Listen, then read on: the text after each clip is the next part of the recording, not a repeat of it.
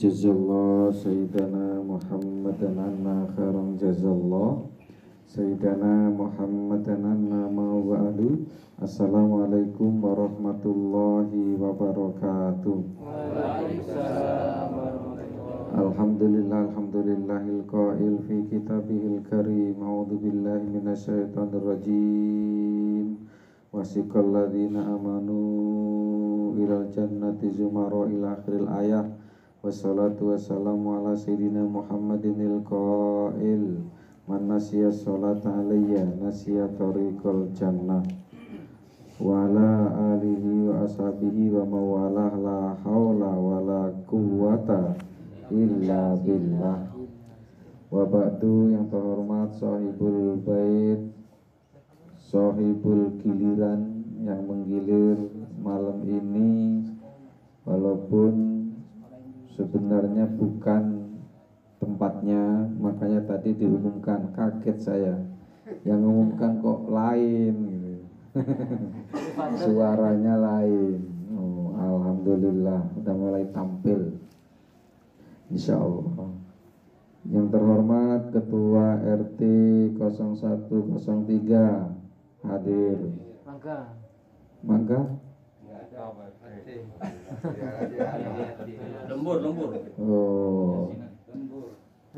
Saudara Bapak yang tidak bisa saya sebutkan satu persatu, tapi insya Allah malam ini malam yang berkah, dan keberkahan itu insya Allah lumeper kepada kita semua. Amin. Ya Rabbal Alamin. Baik, sekedar merefresh ingatan kita di rumahnya Mas Joko. Apa yang kita sampaikan kemarin Bapak? Tentang apa kemarin? Jadi kalau ada ibu yang suaminya tenggelam,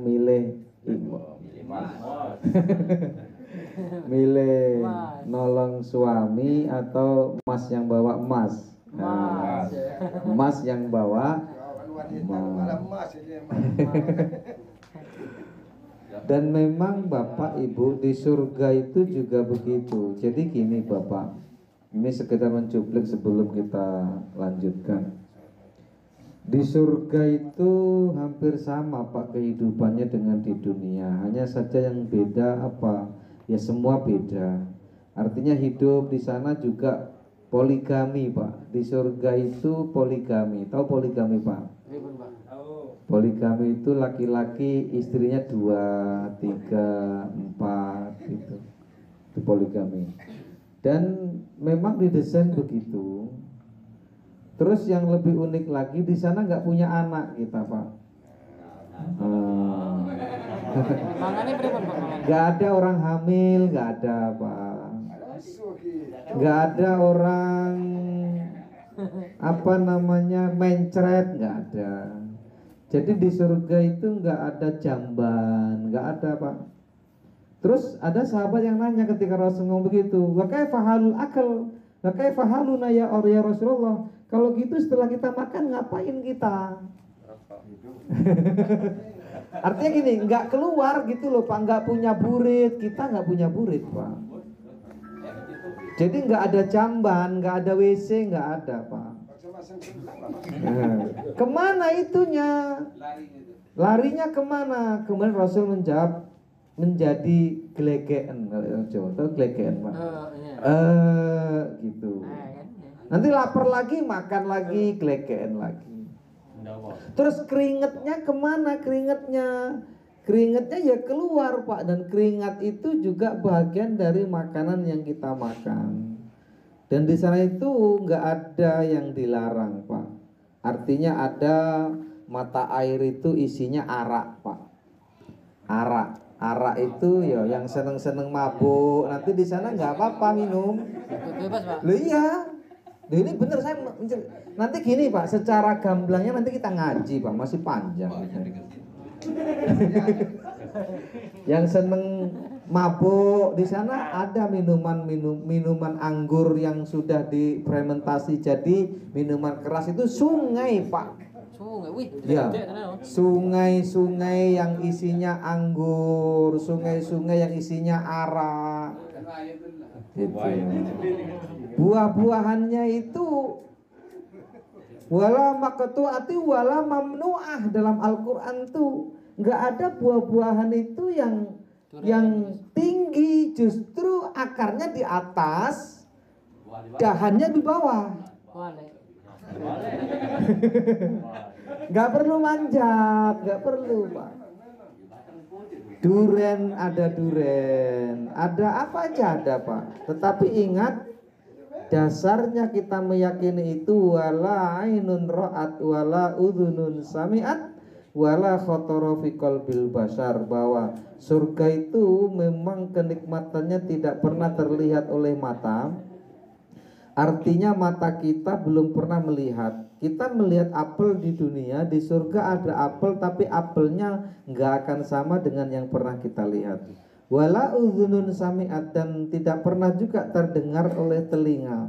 Misal kita pernah mendengar, oh di sana itu ada tempat yang indah, tidak seindah bagaimana nanti di surga. Wala khatara fi qalbil bashar, dan tidak pernah terdetik dalam hati sanubari manusia. Jenengan bayangkan apa nikmatnya, itu tidak akan pernah sama dengan kenikmatan di surga. Bahkan Bapak Ibu, yang di surga itu gambarannya Pak, saking indahnya itu, jika jenengan itu sulit hidup di dunia ini, ditakdirkan Allah itu sulit, hidupnya sulit, hidupnya papa, cari rezeki sulit, pergi pagi pulang petang, penghasilan pas-pasan, misal nih, rumahnya rumah sangat sederhana, selonjor saja susah, misal. Itu susah kita menerimanya di dunia ini. Begitu nanti masuk surga Bapak, ketidaknyamanan yang pernah kita rasakan di dunia itu hilang Pak. Nggak pernah kita ingat lagi bagaimana susahnya di dunia saat kita melihat di surga, masuk di surga. Nanti kita ceritakan Pak, orang yang terakhir masuk surga. Ada Pak dalam kisahnya itu, orang terakhir masuk surga itu digambarkan seorang laki-laki. Jadi terakhir, kalau sudah terakhir itu berarti nggak ada lagi Pak. Setelah itu nggak ada lagi yang masuk surga. Jadi yang abadi di neraka terus ada nanti. Dan yang terakhir itu seorang laki-laki itu digambarkan bagaimana keadaan waktu belum masuk. Masya Allah, ini surgaku ya kok lebar banget. Begitu ketemu yang lebar lagi, itu punya siapa? Punya kamu. Lebar lagi sampai 3 kali lebarnya itu. Uiddat lil kafirin. Apa? Arduhas samawati wal ard, yang luasnya seluas langit dan bumi. Itu bayangannya Pak. Jadi nggak ada orang mencret hurunin. Istri kita itu nanti Pak kita bawa ke surga. Betul Pak. Iya, tetap istri itu kalau istri kita masuk surga. Ini kenapa ada juga nanti orang yang suaminya masuk neraka, istrinya masuk surga.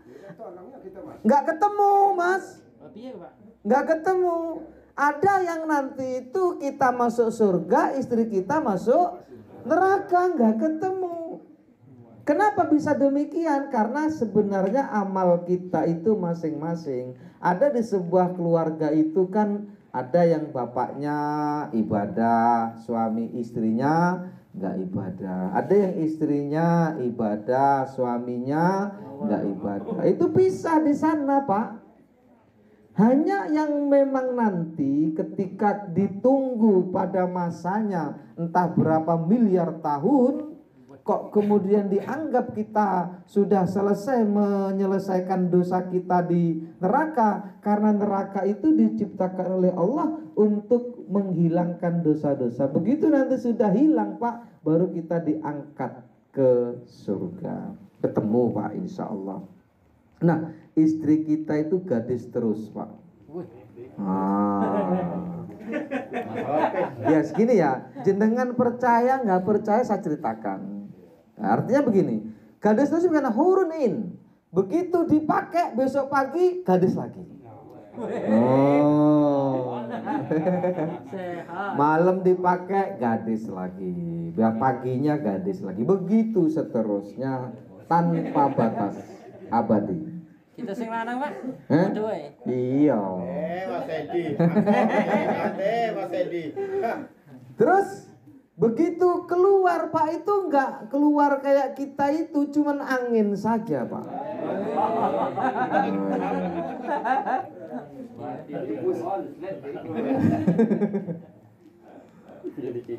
Nah itu semua Bapak nanti disediakan bagi orang-orang apa?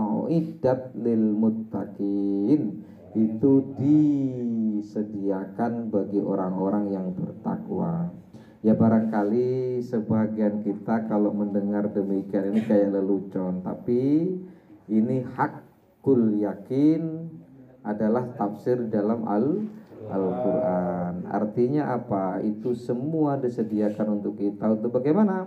Ya kita harus takut. Muttaqin itu orang yang takut. Takutnya kepada siapa? Takutnya kepada Allah Subhanahu wa ta'ala. Nggak kerasa. Ini belum materi sebenarnya, tapi nggak apa-apa. Wong kita ini nggak ada kurikulum. Silakan Bapak yang bertanya. Kalau nggak ada saya lanjutkan, masih ada 2 menit.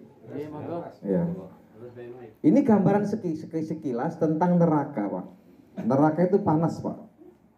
Jadi pernah dulu Nabi Adam itu meminta kepada Allah, bagaimana saya mau masak di dunia ini nggak ada api. Lalu kemudian Nabi Adam ini menghadap malaikat Jibril. Malaikat Jibril, saya ini pengen api. Ini kisahnya begitu ceritanya. Pengen api, bagaimana saya mau buat api di dunia ini untuk masak. Jadi Nabi Adam udah berpikir masak ketika itu. Lalu kemudian malaikat Jibril ngomong sama malaikat Zabaniyah. Malaikat Zabaniyah itu malaikat penghuni neraka, yang menjaga neraka. Udah kalau gitu saya minta 1 butir. 1 butir itu kayak kelereng lah. Terus malaikat Zabaniyah ngomong, kalau seandainya sebutir dari api neraka ini kamu bawa ke dunia, maka dunia itu hangus. 1 butir seperti kelereng. Lalu lebih kecil dari itu separuhnya, kalau separuhnya juga masih hangus. Lalu kemudian bukan seatom. Dulu kita pernah dengar Bapak bahwa bagian terkecil dari benda itu molekul. Ternyata molekul itu ditemukan lagi ada bagian terkecil, yaitu atom. Kalau belajar fisika, jadi atom itu gak kelihatan oleh mata. Sebiji itulah yang diberikan malaikat Zabaniyah kepada malaikat Jibril, dan sebesar atom itu diberikan kepada Nabi Adam. Itu pun disuruh mencuci yang sebiji atom tadi dari api neraka, untuk mencucinya di 70 sungai, lalu kemudian masih dilemparkan ke gunung-gunung. Hingga akhirnya api yang sebesar atom itu Bapak, itulah api dunia. Padahal sudah dicuci di 70 sungai, dilempar ke gunung. Makanya kalau jenengan nggak punya korek, batu itu sudah bisa menyala. Itu dari api sebesar atom. Dan nanti Bapak, orang yang masuk neraka itu dalam riwayatnya paling kecil adabnya neraka itu sebiji atom tadi, kita berdiri di atasnya, kaki kita menginjak sebiji atom itu nanti umbun-umbun kita mendidih, Pak. Saking panasnya. Lamanya kapan? Ya lamanya ya tergantung amal kita di dunia. Ini saja. Assalamualaikum warahmatullahi wabarakatuh.